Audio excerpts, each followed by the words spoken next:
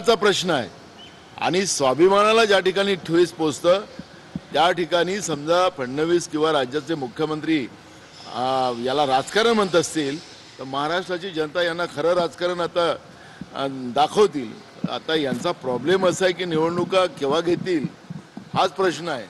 लाल किल्ल्यावरून 15 ऑगस्टला प्रधानमंत्र्यांनी पुन्हा उल्लेख केला होता की वन नेशन वन इलेक्शन।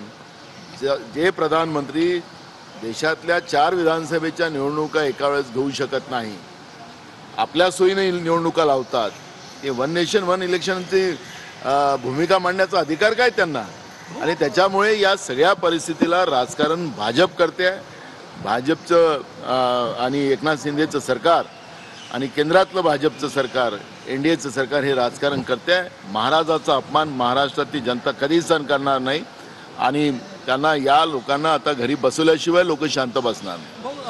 काँग्रेसचा जो सर्वे आलाय काँग्रेस सर्वात स्ट्रॉंग दिसत आहे, मात्र त्याच्यात एक दुसरा त्याच्यामधून अर्थ काढला जात आहे की कुठेतरी उद्धव ठाकरे मुख्यमंत्री त्यांना करावा हे जी मागणी होत होती त्याला शह देण्यासाठी पण हा सर्वे। नाही, तुम्ही हा काँग्रेसचा अहवाल नाही आहे, काँग्रेसचा सर्वे नाही आहे, चुकीचं तुम्ही त्याला मीडियामध्ये येत आहे।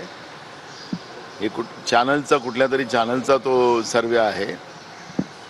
आम्हाला करंट माहिती आहे जमिनीतला, आम्ही लोकसभेतही आम्ही करंट सांगत होतो, तसंच आता विधानसभेतही त्याच्यापेक्षा जास्त करंट आज आहे आणि महाविकास आघाडीच्या बाजूने आहे।